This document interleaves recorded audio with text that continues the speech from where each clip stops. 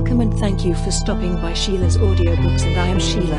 This recording is coming from South Texas. All stories on this recording are in the public domain per United States copyright law. This story is about the young gentleman Bertie Wooster and his valet Jeeves.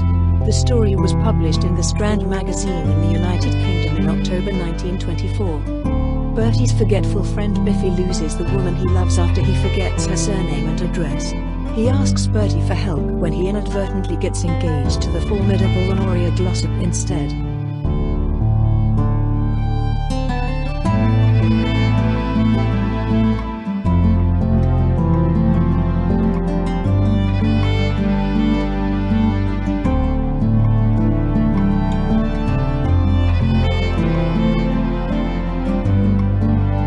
"Jeeves," I said, emerging from the old tub, "rally round."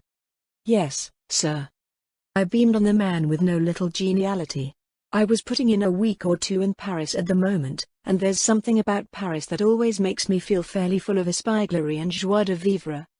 "Lay out our gents' medium smart raiment, suitable for bohemian revels," I said.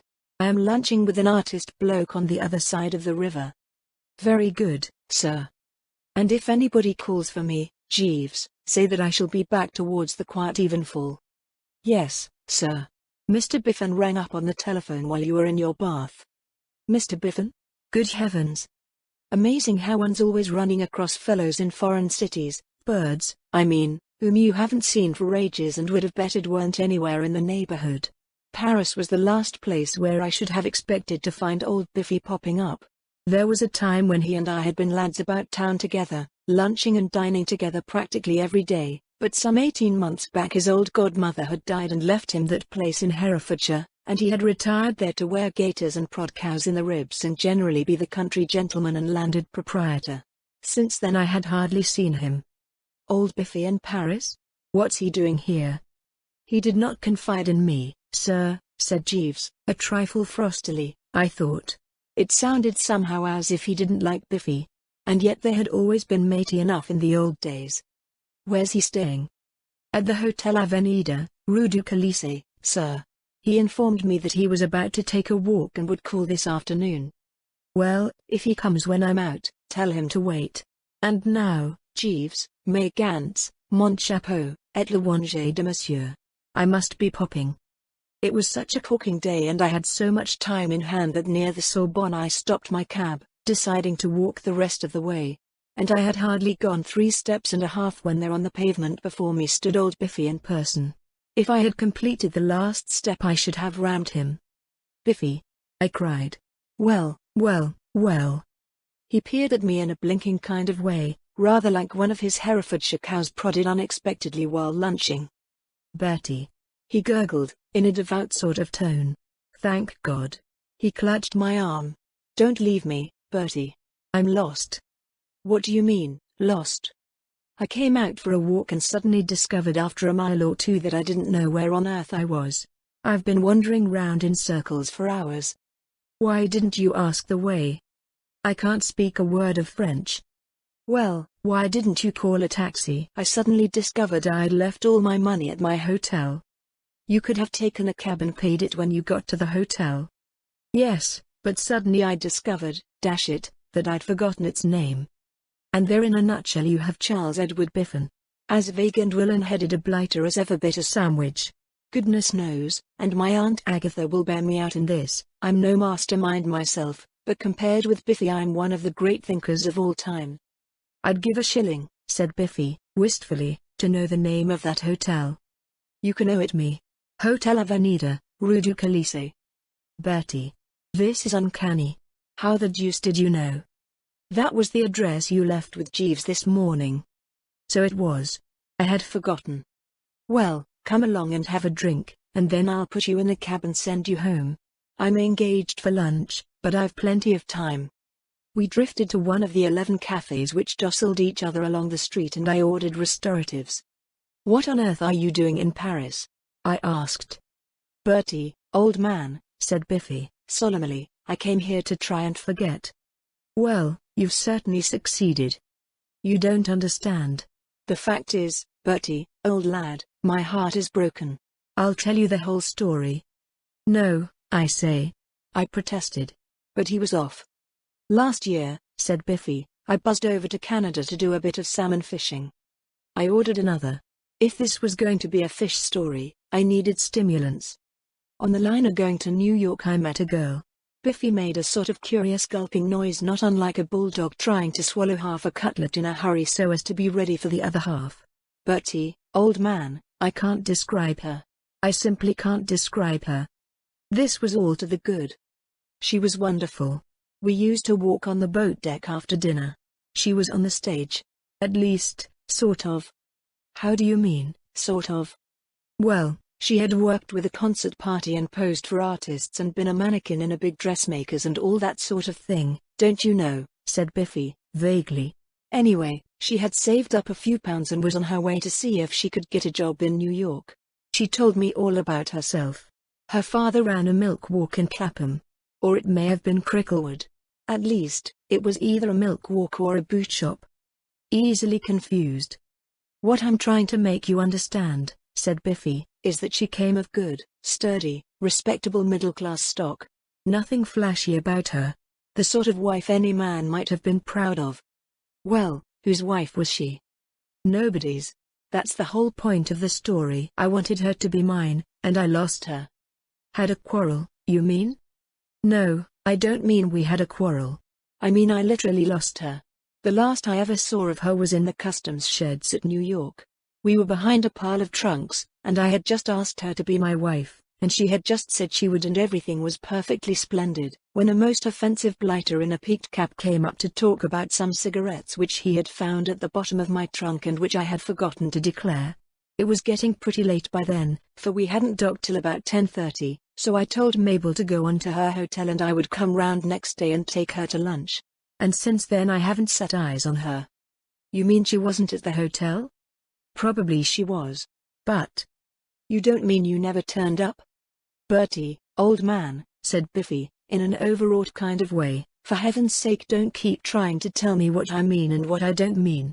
Let me tell this my own way, or I shall get all mixed up and have to go back to the beginning. Tell it your own way, I said, hastily. Well, then, to put it in a word, Bertie, I forgot the name of the hotel. By the time I'd done half an hour's heavy explaining about those cigarettes my mind was a blank. I had an idea I had written the name down somewhere, but I couldn't have done, for it wasn't on any of the papers in my pocket. No, it was no good. She was gone. Why didn't you make inquiries? Well, the fact is, Bertie, I had forgotten her name. Oh, no, dash it, I said. This seemed a bit too thick even for Biffy. How could you forget her name? Besides, you told it me a moment ago. Muriel or something. Mabel, corrected Biffy, coldly. It was her surname I'd forgotten. So I gave it up and went to Canada. But half a second, I said. You must have told her your name. I mean, if you couldn't trace her, she could trace you. Exactly. That's what makes it all seem so infernally hopeless. She knows my name and where I live and everything, but I haven't heard a word from her. I suppose, when I didn't turn up at the hotel, she took it that was my way of hinting delicately that I had changed my mind and wanted to call the thing off. I suppose so, I said. There didn't seem anything else to suppose. Well, the only thing to do is to whiz around and try to heal the wound. What? How about dinner tonight, winding up at the Abbaye, or one of those places? Biffy shook his head. It wouldn't be any good. I've tried it. Besides, I'm leaving on the 4 o'clock train. I have a dinner engagement tomorrow with a man who's nibbling at that house of mine in Herefordshire. Oh, are you trying to sell that place? I thought you liked it. I did. But the idea of going on living in that great, lonely barn of a house after what has happened appalls me, Bertie. So when Sir Roderick Glossop came along. Sir Roderick Glossop? You don't mean the loony doctor? The great nerve specialist? Yes. Why, do you know him? It was a warm day, but I shivered. I was engaged to his daughter for a week or two, I said, in a hushed voice. The memory of that narrow squeak always made me feel faint. Has he a daughter? Said Biffy, absently. He has. Let me tell you all about. Not just now, old man, said Biffy, getting up. I ought to be going back to my hotel to see about my packing. Which, after I had listened to his story, struck me as pretty low down. However, the longer you live, the more you realize that the good old sporting spirit of give and take has practically died out in our midst. So I boosted him into a cab and went off to lunch. It can't have been more than 10 days after this that I received a nasty shock while getting outside my morning tea and toast. The English papers had arrived, and Jeeves was just drifting out of the room after depositing the Times by my bedside, when, as I idly turned the pages in search of the sporting section, a paragraph leapt out and hit me squarely in the eyeball. As follows. Forthcoming marriages. Mr. C. E. Biffin and Miss Glossop. The engagement is announced between Charles Edward, only son of the late Mr. Reese Biffin, and Mrs. Biffin, of 11, Penslow Square, Mayfair, and Honoria Jane Louise, only daughter of Sir Roderick and Lady Glossop, of 6B, Harley Street, West. Great Scott! I exclaimed. Sir? Said Jeeves, turning at the door. Jeeves, you remember Miss Glossop? Very vividly, sir. She's engaged to Mr. Biffin. Indeed, sir? Said Jeeves. And, with not another word, he slid out. The blighter's calm amazed and shocked me. It seemed to indicate that there must be a horrible streak of callousness in him. I mean to say, it wasn't as if he didn't know Honoria Glossop. I read the paragraph again. A peculiar feeling it gave me. I don't know if you have ever experienced the sensation of seeing the announcement of the engagement of a pal of yours to a girl whom you were only saved from marrying yourself by the skin of your teeth. It induces a sort of, well, it's difficult to describe it exactly, but I should imagine a fellow would feel much the same if he happened to be strolling through the jungle with a boyhood chum and met a tigress or a jaguar, or whatnot, and managed to shin up a tree, and looked down and saw the friend of his youth vanishing into the undergrowth in the animal's slavering jaws. A sort of profound, prayerful relief, if you know what I mean, blended at the same time with a pang of pity. What I'm driving at is that, thankful as I was that I hadn't had to marry Honoria myself, I was sorry to see a real good chap like old Biffy copying it. I sucked down a spot of tea and began to brood over the business.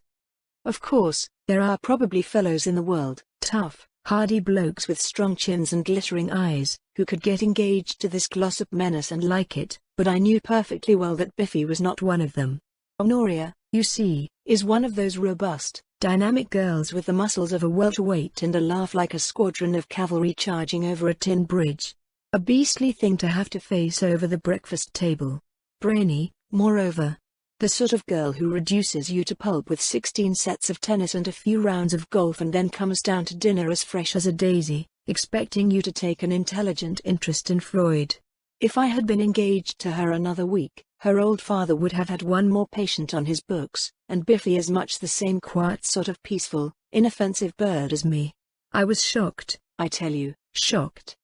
And, as I was saying, the thing that shocked me most was Jeeves's frightful lack of proper emotion. The man happening to trickle in at this juncture, I gave him one more chance to show some human sympathy. You got the name correctly, didn't you, Jeeves? I said.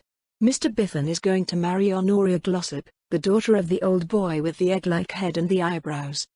Yes, sir. Which suit would you wish me to lay out this morning? And this, mark you, from the man who, when I was engaged to the Glossop, strained every fibre in his brain to extricate me. It beat me. I couldn't understand it. The blue with the red twill, I said, coldly. My manner was marked, and I meant him to see that he had disappointed me sorely. About a week later I went back to London, and scarcely had I got settled in the old flat when Biffy blew in. One glance was enough to tell me that the poisoned wound had begun to fester. The man did not look bright. No, there was no getting away from it, not bright. He had that kind of stunned, glassy expression which I used to see on my own face in the shaving mirror during my brief engagement to the Glossop pestilence. However, if you don't want to be one of the "what is wrong with this picture" brigade, you must observe the conventions, so I shook his hand as warmly as I could. Well, old man, I said. Congratulations. Thanks, said Biffy, wanly, and there was rather a weighty silence. Bertie, said Biffy, after the silence had lasted about 3 minutes. Hello? Is it really true? What? Oh, nothing, said Biffy, and conversation languished again. After about a minute and a half he came to the surface once more. "Bertie. Still here, old thing? What is it?" "I say, Bertie, is it really true that you were once engaged to Honoria?" "It is." Biffy coughed. "How did you get out? I mean, what was the nature of the tragedy that prevented the marriage?" "Jeeves worked it. He thought out the entire scheme." "I think, before I go," said Biffy, thoughtfully, "I'll just step into the kitchen and have a word with Jeeves." I felt that the situation called for complete candor. "Biffy, old egg," I said, as man to man, "do you want to oil out of this thing?" "Bertie, old cork," said Biffy, earnestly, as one friend to another, "I do." "Then why the dickens did you ever get into it?" "I don't know. Why did you?" Well, it sort of happened. And it sort of happened with me. You know how it is when your heart's broken. A kind of lethargy comes over you. You get absent-minded and cease to exercise proper precautions, and the first thing you know you're for it. I don't know how it happened, old man, but there it is. And what I want you to tell me is, what's the procedure? "You mean, how does a fellow edge out?" "Exactly. I don't want to hurt anybody's feelings, Bertie, but I can't go through with this thing. The shot is not on the board. For about a day and a half I thought it might be all right, but now, you remember that laugh of hers?" "I do." "Well, there's that, and then all this business of never letting a fellow alone, improving his mind and so forth." I know. "Very well, then. What do you recommend? What did you mean when you said that Jeeves worked a scheme?" "Well, you see, old Sir Roderick, who's a loony doctor and nothing but a loony doctor, however much you may call him a nerve specialist, discovered that there was a modicum of insanity in my family. Nothing serious. Just one of my uncles used to keep rabbits in his bedroom. And the old boy came to lunch here to give me the once-over, and Jeeves arranged matters so that he went away firmly convinced that I was off my onion." "I see," said Biffy, thoughtfully. "The trouble is there isn't any insanity in my family." "None?" It seemed to me almost incredible that a fellow could be such a perfect chump as dear old Biffy without a bit of assistance. "Not a loony on the list," he said, gloomily. "It's just like my luck. The old boy's coming to lunch with me tomorrow, no doubt to test me as he did you. And I never felt saner in my life." I thought for a moment.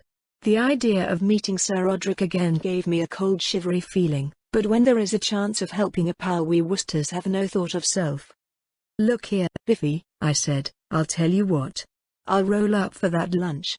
It may easily happen that when he finds you are a pal of mine he will forbid the banns right away and no more questions asked."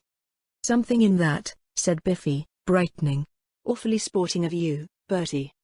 "Oh, not at all," I said. "And meanwhile I'll consult Jeeves. Put the whole thing up to him and ask his advice. He's never failed me yet. All brain, that chap. His head sticks out at the back and he feeds entirely on fish." Biffy pushed off, a good deal braced, and I went into the kitchen. "Jeeves," I said, "I want your help once more. I've just been having a painful interview with Mr. Biffin." "Indeed, sir?" "It's like this," I said, and told him the whole thing. It was rummy, but I could feel him freezing from the start. As a rule, when I call Jeeves into conference on one of these little problems, he's all sympathy and bright ideas, but not today. "I fear, sir," he said, when I had finished, "it is hardly my place to intervene in a private matter affecting—" "Oh, come." "No, sir. It would be taking a liberty." "Jeeves," I said, tackling the blighter squarely, "what have you got against old Biffy?" "Sir?" "Yes, you." "I assure you, sir." "Oh, well, if you don't want to chip in and save a fellow creature, I suppose I can't make you. But let me tell you this. I am now going back to the sitting room, and I am going to put in some very tense thinking. You'll look pretty silly when I come and tell you that I've got Mr. Biffin out of the soup without your assistance. Extremely silly you'll look." "Yes, sir. Shall I bring you a whiskey and soda, sir?" "No. Coffee. Strong and black. And if anybody wants to see me, tell 'em that I'm busy and can't be disturbed." An hour later I rang the bell. "Jeeves," I said with hauteur. "Yes, sir?" "Kindly ring Mr. Biffin up on the phone and say that Mr. Wooster presents his compliments and that he has got it." I was feeling more than a little pleased with myself next morning as I strolled round to Biffy's. As a rule, the bright ideas you get overnight have a trick of not seeming quite so frightfully fruity when you examine them by the light of day, but this one looked as good at breakfast as it had done before dinner. I examined it narrowly from every angle, and I didn't see how it could fail. A few days before, my Aunt Emily's son Harold had celebrated his 6th birthday, and, being up against the necessity of weighing in with a present of some kind, I had happened to see in a shop in the Strand a rather sprightly little gadget, well calculated in my opinion to amuse the child and endear him to one and all. It was a bunch of flowers in a sort of holder ending in an ingenious bulb attachment which, when pressed, shot about 1.5 pints of pure spring water into the face of anyone who was ass enough to sniff at it. It seemed to me just the thing to please the growing mind of a kid of 6, and I had rolled round with it. But when I got to the house I found Harold sitting in the midst of a mass of gifts so luxurious and costly that I simply hadn't the crust to contribute a thing that had set me back a mere 11 halfpenny. So with rare presence of mind, for we Woosters can think quick on occasion, I wrenched my Uncle James's card off at aeroplane, substituted my own, and trousered the squirt, which I took away with me. It had been lying around in my flat ever since, and it seemed to me that the time had come to send it into action. "Well?" said Biffy, anxiously, as I curveted into his sitting room. The poor old bird was looking pretty green about the gills. I recognized the symptoms. I had felt much the same myself when waiting for Sir Roderick to turn up and lunch with me.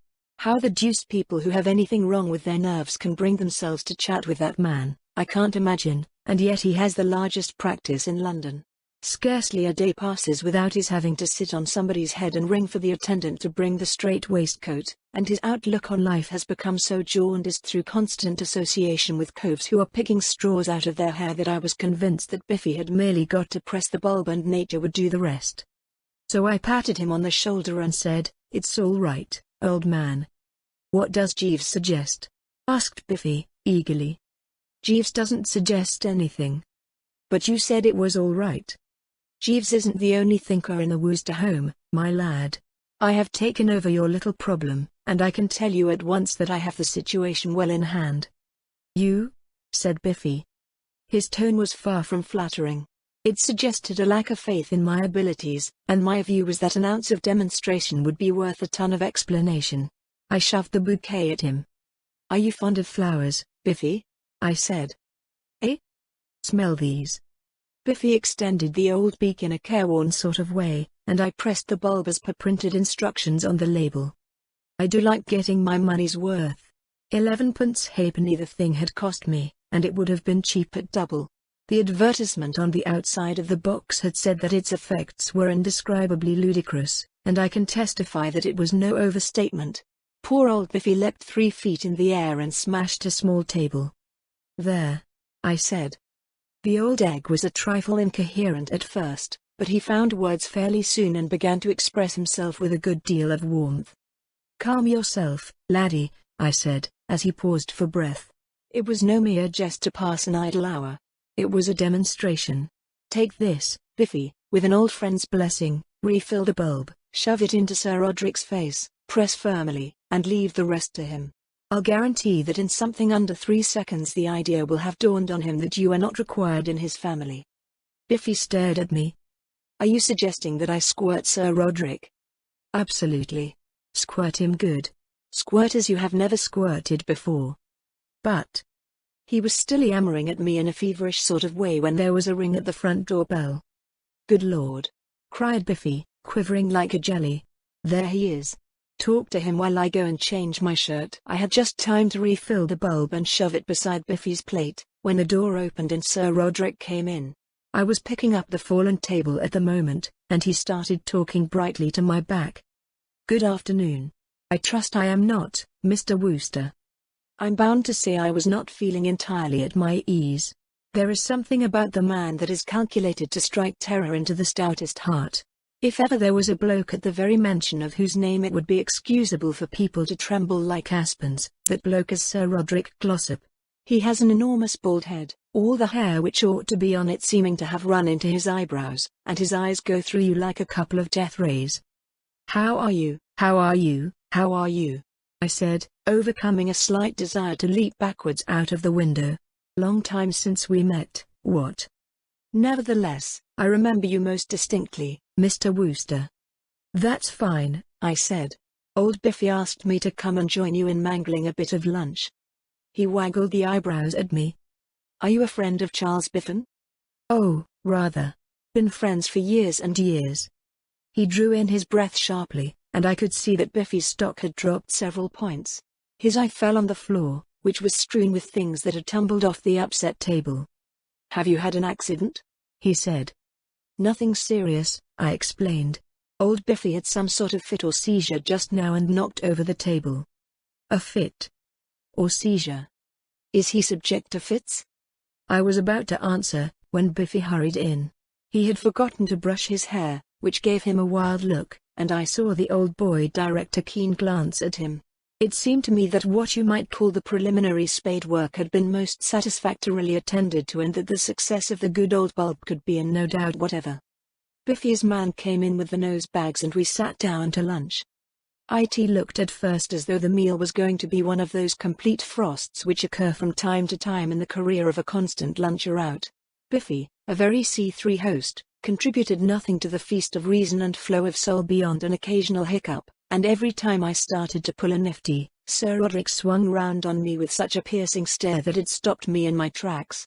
Fortunately, however, the second course consisted of a chicken fricassee of such outstanding excellence that the old boy, after wolfing a plateful, handed up his dinner pail for a second installment and became almost genial. I am here this afternoon, Charles, he said, with what practically amounted to bonhomie, on what I might describe as a mission. Yes, a mission. This is most excellent chicken. Glad you like it, mumbled old Biffy. Singularly toothsome, said Sir Roderick, pronging another half-ounce. Yes, as I was saying, a mission. You young fellows nowadays are, I know, content to live in the center of the most wonderful metropolis the world has seen, blind and indifferent to its many marvels. I should be prepared, were I a betting man, which I am not, to wager a considerable sum that you have never in your life visited even so historic a spot as Westminster Abbey. Am I right? Biffy gurgled something about always having meant to. Nor the Tower of London? No, nor the Tower of London. And there exists at this very moment, not 20 minutes by cab from Hyde Park Corner, the most supremely absorbing and educational collection of objects, both animate and inanimate, gathered from the four corners of the Empire, that has ever been assembled in England's history. I allude to the British Empire exhibition now situated at Wembley. Leslie Henson told me one about Wembley yesterday, I said, to help on the cheery flow of conversation. Stop me if you've heard it before. Chap goes up to deaf chap outside the exhibition and says, "Is this Wembley?" "Hey?" says deaf chap. "Is this Wembley?" says chap. "Hey?" says deaf chap. "Is this Wembley?" says chap. "No, Thursday," says deaf chap. "Ha, ha, I mean, what?" The merry laughter froze on my lips. Sir Roderick sort of just waggled an eyebrow in my direction and I saw that it was back to the basket for Bertram. I never met a man who had such a knack of making a fellow feel like a waste product. "Have you yet paid a visit to Wembley, Charles?" he asked. "No? Precisely as I suspected. Well, that is the mission on which I am here this afternoon. Honoria wishes me to take you to Wembley. She says it will broaden your mind, in which view I am at one with her. We will start immediately after luncheon." Biffy cast an imploring look at me. "You'll come too, Bertie?" There was such agony in his eyes that I only hesitated for a second. A pal is a pal. Besides, I felt that, if only the bulb fulfilled the high expectations I had formed of it, the merry expedition would be cancelled in no uncertain manner. "Oh, rather," I said. "We must not trespass on Mr. Wooster's good nature," said Sir Roderick, looking pretty puff-faced. "Oh, that's all right," I said. "I've been meaning to go to the good old exhibition for a long time. I'll slip home and change my clothes and pick you up here in my car." There was a silence. Biffy seemed too relieved at the thought of not having to spend the afternoon alone with Sir Roderick to be capable of speech, and Sir Roderick was registering silent disapproval. And then he caught sight of the bouquet by Biffy's plate. "Ah, flowers," he said. "Sweet peas, if I am not in error. A charming plant, pleasing alike to the eye and the nose." I caught Biffy's eye across the table. It was bulging, and a strange light shone in it. "Are you fond of flowers, Sir Roderick?" he croaked. "Extremely." "Smell these." Sir Roderick dipped his head and sniffed. Biffy's fingers closed slowly over the bulb. I shut my eyes and clutched the table. "Very pleasant," I heard Sir Roderick say. "Very pleasant indeed." I opened my eyes, and there was Biffy leaning back in his chair with a ghastly look, and the bouquet on the cloth beside him.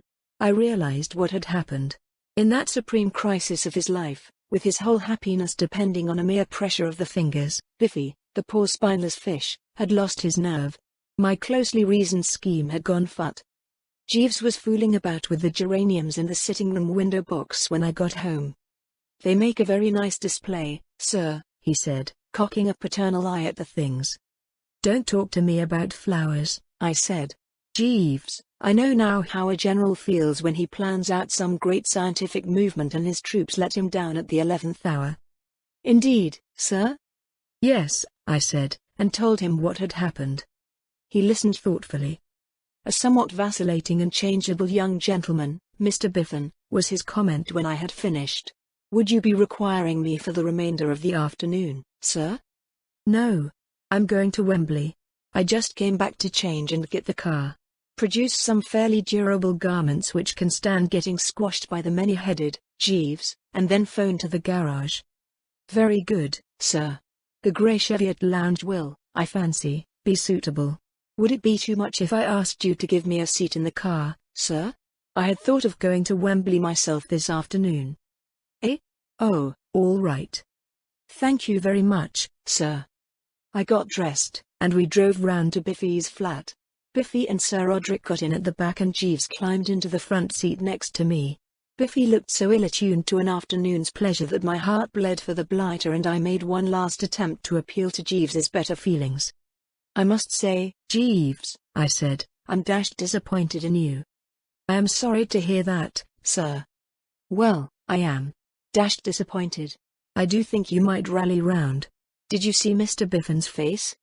"Yes, sir." "Well, then, if you will pardon my saying so, sir, Mr. Biffin has surely only himself to thank if he has entered upon matrimonial obligations which do not please him." "You're talking absolute rot, Jeeves. You know as well as I do that Honoria Glossop is an act of God. You might just as well blame a fellow for getting run over by a truck." "Yes, sir. Absolutely yes. Besides, the poor ass wasn't in a condition to resist. He told me all about it.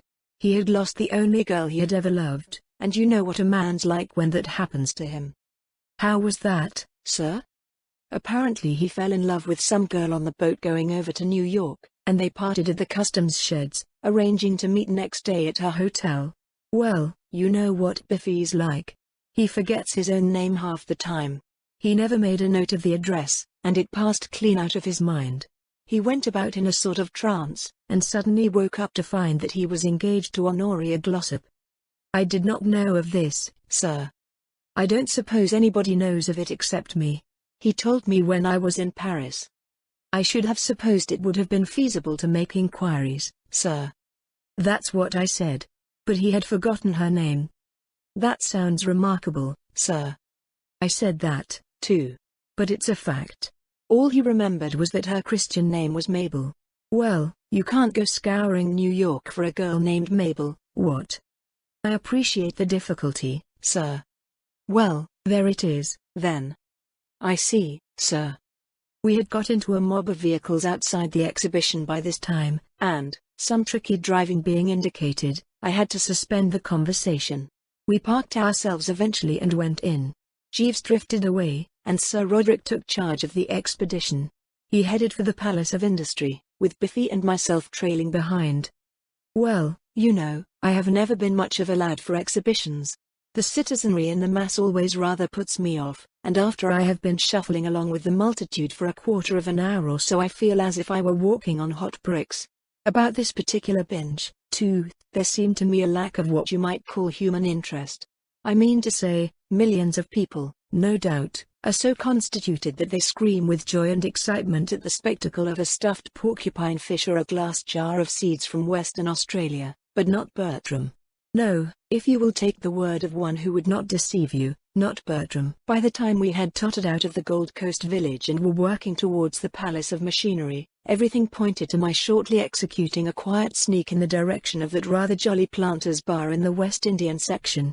Sir Roderick had whizzed us past this at a high rate of speed, it touching no chord in him, but I had been able to observe that there was a sprightly sportsman behind the counter mixing things out of bottles and stirring them up with a stick in long glasses that seemed to have ice in them, and the urge came upon me to see more of this man.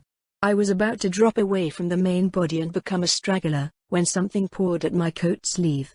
It was Biffy, and he had the air of one who has had about sufficient. There are certain moments in life when words are not needed. I looked at Biffy, Biffy looked at me. A perfect understanding linked our two souls. 3 minutes later we had joined the Planters. I have never been in the West Indies, but I am in a position to state that in certain of the fundamentals of life they are streets ahead of our European civilization. The man behind the counter, as kindly a bloke as I ever wished to meet, seemed to guess our requirements the moment we hove in view. Scarcely had our elbows touched the wood before he was leaping to and fro, bringing down a new bottle with each leap. A planter, apparently, does not consider he has had a drink unless it contains at least 7 ingredients, and I'm not saying, mind you, that he isn't right. The man behind the bar told us the things were called green swizzles, and, if ever I marry and have a son, Green Swizzle Wooster is the name that will go down on the register, in memory of the day his father's life was saved at Wembley. After the third, Biffy breathed a contented sigh. "Where do you think Sir Roderick is?" he said. "Biffy, old thing," I replied, frankly, "I'm not worrying." "Bertie, old bird," said Biffy, "nor am I." He sighed again, and broke a long silence by asking the man for a straw. "Bertie," he said, "I've just remembered something rather rummy. You know Jeeves?" I said I knew Jeeves. "Well, a rather rummy incident occurred as we were going into this place. Old Jeeves sidled up to me and said something rather rummy. You'll never guess what it was." "No. I don't believe I ever shall."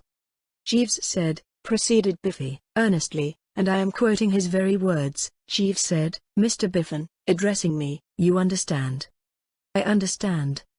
"Mr. Biffin," he said, "I strongly advise you to visit the—" "The what?" I asked, as he paused. "Bertie, old man," said Biffy, deeply concerned, "I've absolutely forgotten." I stared at the man. "What I can't understand," I said, "is how you managed to run that Herefordshire place of yours for a day. How on earth do you remember to milk the cows and give the pigs their dinner?" "Oh, that's all right. There are divers blokes about the places, hirelings and menials, you know, who look after all that." I said. "Well, that being so, let us have one more green swizzle, and then hey for the amusement park."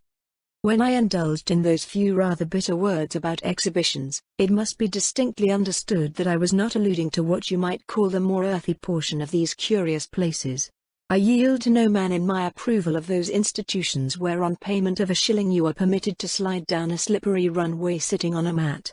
I love the jiggle-joggle, and I am prepared to take on all and sundry at skee-ball for money, stamps, or Brazil nuts. But, joyous reveller as I am on these occasions, I was simply not in it with old Biffy. Whether it was the green swizzles or merely the relief of being parted from Sir Roderick, I don't know, but Biffy flung himself into the pastimes of the proletariat with a zest that was almost frightening. I could hardly drag him away from the whip, and as for the switchback, he looked like spending the rest of his life on it. I managed to remove him at last, and he was wandering through the crowd at my side with gleaming eyes, hesitating between having his fortune told and taking a whirl at the wheel of joy, when he suddenly grabbed my arm and uttered a sharp animal cry. "Bertie." "Now what?" He was pointing at a large sign over a building. "Look. Palace of Beauty." I tried to choke him off. I was getting a bit weary by this time. Not so young as I was. "You don't want to go in there," I said. "A fellow at the club was telling me about that. It's only a lot of girls. You don't want to see a lot of girls." "I do want to see a lot of girls," said Biffy, firmly. "Dozens of girls, and the more unlike Honoria they are, the better. Besides, I've suddenly remembered that that's the place Jeeves told me to be sure and visit. It all comes back to me. Mr. Biffin," he said, "I strongly advise you to visit the Palace of Beauty." Now, what the man was driving at or what his motive was, I don't know, But I ask you, Bertie, is it wise, is it safe, is it judicious ever to ignore Jeeves's lightest word? We enter by the door on the left. I don't know if you know this Palace of Beauty place. It's a sort of aquarium full of the delicately nurtured instead of fishes. You go in, and there is a kind of cage with a female goggling out at you through a sheet of plate glass. She's dressed in some weird kind of costume, and over the cage is written Helen of Troy. You pass on to the next, and there's another one doing jiu-jitsu with a snake. Subtitle, Cleopatra. You get the idea, famous women through the ages and all that. I can't say it fascinated me to any great extent. I maintain that lovely woman loses a lot of her charm if you have to stare at her in a tank. Moreover, it gave me a rummy sort of feeling of having wandered into the wrong bedroom at a country house, and I was flying past at a fair rate of speed, anxious to get it over, when Biffy suddenly went off his rocker. At least, it looked like that. He let out a piercing yell, grabbed my arm with a sudden clutch that felt like the bite of a crocodile, and stood there gibbering. "Walk!" ejaculated Biffy, or words to that general import. A large and interested crowd had gathered round. I think they thought the girls were going to be fed or something. But Biffy paid no attention to them. He was pointing in a loony manner at one of the cages. I forget which it was, but the female inside wore a ruff, so it may have been Queen Elizabeth or Boadicea or someone of that period. She was rather a nice-looking girl, and she was staring at Biffy in much the same pop-eyed way as he was staring at her. "Mabel!" yelled Biffy, going off in my ear like a bomb. I can't say I was feeling my chirpiest. Drama is all very well, but I hate getting mixed up in it in a public spot, and I had not realized before how dashed public this spot was. The crowd seemed to have doubled itself in the last 5 seconds, and, while most of them had their eye on Biffy, quite a goodish few were looking at me as if they thought I was an important principal in the scene and might be expected at any moment to give of my best in the way of wholesome entertainment for the masses. Biffy was jumping about like a lamb in the springtime, and, what is more, a feeble-minded lamb. "Bertie. It's her. It's she." He looked about him wildly. "Where the deuce is the stage door?" he cried. "Where's the manager? I want to see the house manager immediately." And then he suddenly bounded forward and began hammering on the glass with his stick. "I say, old lad," I began, but he shook me off. These fellows who live in the country are apt to go in for fairly sizable clubs instead of the light canes which your well-dressed man about town considers suitable for metropolitan use, and down in Herefordshire, apparently, something in the nature of a knobkerry is de rigueur. Biffy's first slosh smashed the glass all to hash. 3 more cleared the way for him to go into the cage without cutting himself. And, before the crowd had time to realize what a wonderful bob's worth it was getting in exchange for its entrance fee, he was inside, engaging the girl in earnest conversation. And at the same moment 2 large policemen rolled up. You can't make policemen take the romantic view. Not a tear did these 2 blighters stop to brush away. They were inside the cage and out of it and marching Biffy through the crowd before you had time to blink. I hurried after them, to do what I could in the way of soothing Biffy's last moments, and the poor old lad turned a glowing face in my direction. "Chiswick, 60,873, he bellowed in a voice charged with emotion. "Write it down, Bertie, or I shall forget it. Chiswick, 60,873. Her telephone number." And then he disappeared, accompanied by about 11,000 sightseers, and a voice spoke at my elbow. "Mr. Wooster. What is the meaning of this?" Sir Roderick, with bigger eyebrows than ever, was standing at my side. "It's all right," I said. "Poor old Biffy's only gone off his crumpet." He tottered. "What?" "Had a sort of fit or seizure, you know." "Another." Sir Roderick drew a deep breath. "And this is the man I was about to allow my daughter to marry," I heard him mutter. I tapped him in a kindly spirit on the shoulder. It took some doing, mark you, but I did it. "If I were you," I said, "I should call that off. Scratch the fixture. Wash it out absolutely, is my advice." He gave me a nasty look. "I do not require your advice, Mr. Wooster. I had already arrived independently at the decision of which you speak. Mr. Wooster, you are a friend of this man, a fact which should in itself have been sufficient warning to me. You will, unlike myself, be seeing him again. Kindly inform him, when you do see him, that he may consider his engagement at an end." "Right-ho," I said, and hurried off after the crowd. It seemed to me that a little bailing out might be in order. It was about an hour later that I shoved my way out to where I had parked the car. Jeeves was sitting in the front seat, brooding over the cosmos. He rose courteously as I approached. "You are leaving, sir?" "I am." "And Sir Roderick, sir?" "Not coming." "I am revealing no secrets, Jeeves, when I inform you that he and I have parted brass rags. Not on speaking terms now." "Indeed, sir? And Mr. Biffin? Will you wait for him?" "No. He's in prison." "Really, sir?" "Yes. Laden down with chains in the deepest dungeon beneath the castle moat. I tried to bail him out, but they decided on second thoughts to coop him up for the night." "What was his offense, sir?" "You remember that girl of his I was telling you about? He found her in a tank at the Palace of Beauty and went after her by the quickest route, which was via a plate glass window. He was then scooped up and borne off in irons by the constabulary." I gazed sideways at him. "It is difficult to bring off a penetrating glance out of the corner of your eye, but I managed it." "Jeeves," I said, "there is more in this than the casual observer would suppose. You told Mr. Biffin to go to the Palace of Beauty. Did you know the girl would be there?" "Yes, sir." This was most remarkable and rummy to a degree. "Dash it, do you know everything?" "Oh, no, sir," said Jeeves, with an indulgent smile, humoring the young master. "Well, how did you know that?" "I happen to be acquainted with the future Mrs. Biffin, sir." "I see. Then you knew all about that business in New York?" "Yes, sir.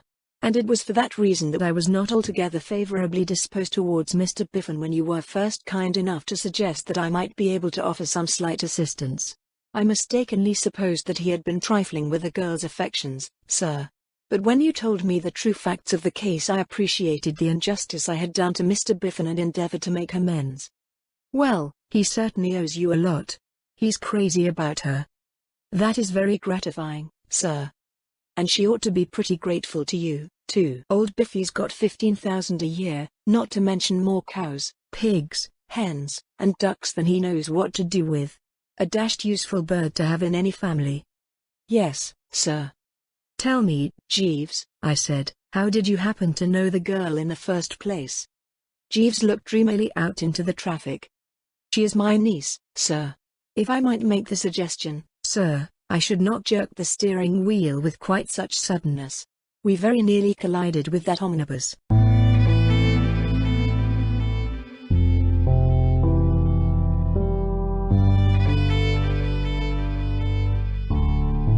Thank you for listening to today's episode. I really hoped you enjoyed it. There will be more to come. Please subscribe not to miss out on what is next. I will be looking forward to your return. The music is by Madfan from Pixabay. To support this and other artists, go to pixabay.com. Sheila.